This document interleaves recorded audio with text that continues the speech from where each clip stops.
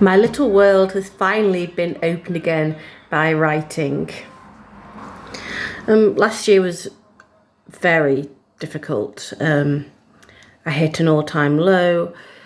I had left a profession I absolutely loved and adored and meant the world to me. But because of a toxic environment, I had to get myself out.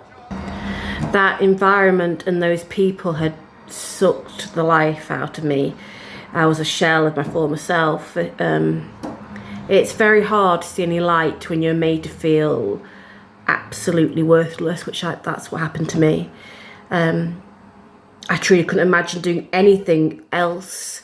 This was a job I loved, and I didn't know what to do. And I was scared of my own shadow. I was scared of what was going to happen to me.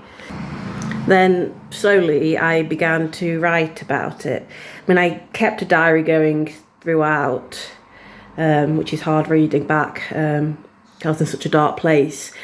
But writing is a part of me. It's a huge part of me. And it's obviously what I studied. I did my undergrad and I did a master's degree in writing. And so it seemed logical to write. Even if I didn't have much strength, I was tired of hiding my feelings. And it might have been crap. It might have ended up, scrunched up in a ball on the floor. But I wrote about it. And once again, writing saved me. Or as Lin-Manuel Miranda said in Hamilton, I wrote my way out. I started a blog. I dusted off my notebooks and wrote everything. Poems, stories, haikus, scripts, just everything. And I even started vlogging. I never thought I'd be doing something like this, but it was time to kind of break out of that shell and become something new. The fact that I can now hopefully help others find this incredible type of escape and closure is just unbelievable to me. It's a real blessing. So I'd previously run a writing group at a secondary school that I used to work at, and I'd been inspired because of the way writing was being taught.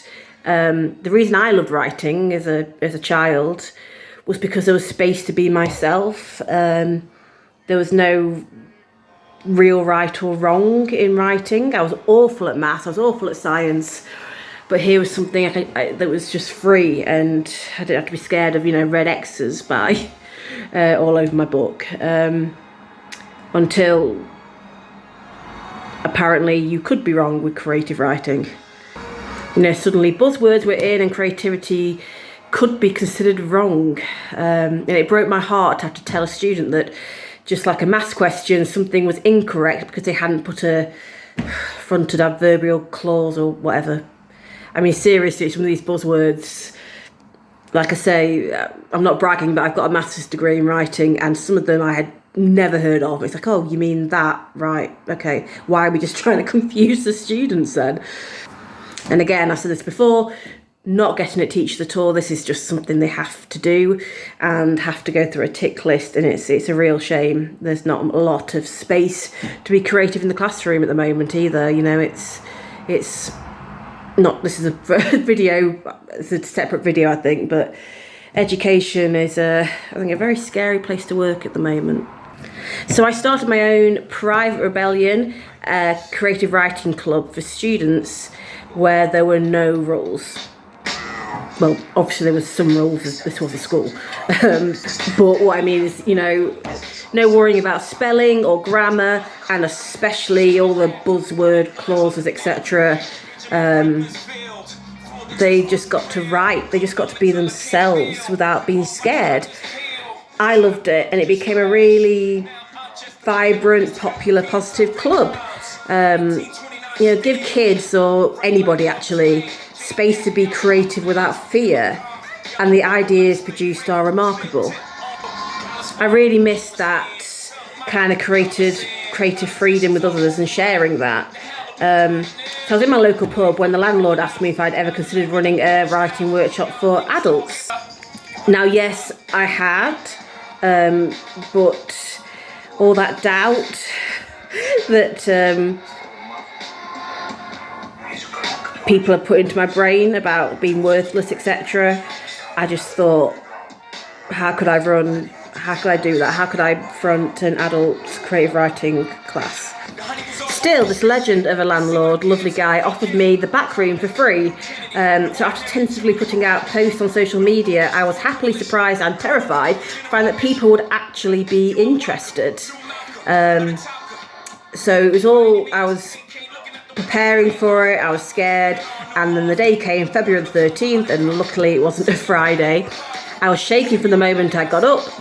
Does anybody else have this, suffer from anxiety? When you have a task to do or you have something planned for a certain time, you cannot concentrate on anything else. I just, there's no way I could have done anything else that day. So I just had to keep myself occupied.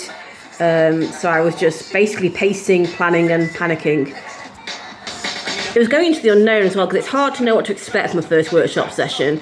It's like when you walk into your student digs for the first time, and it's all like the Big Brother house. You don't know who's going to walk through the door and what their impact will be. Now I got really lucky. Creativity really can bring diverse yet like-minded people together. The first workshop was a success, and it's hopefully the start of something very special. I've got a really good feeling about it. These people reminded me that there is still good and creativity out there amongst all the mess and cruelty. So what's the point? What is the point of this vlog? And I guess because for the first time in a long time, I'm proud to be me. I started a creative writing workshop and it is going well, and those people who sought to bully me to worthlessness failed, and all those negative feelings of certainty that I would fail were proven wrong. And I want to celebrate that positive things are possible. And honestly, I know it's a cliche saying, but if I can do it, anyone can. I was really, really in the depths, and I'm not out of that. I'm still struggling with the aftermath of what happened, but this is a really positive step forward. So hope you find some positivity in your life, in your day, and I'm sending lots of love and light your way. Take care. Bye.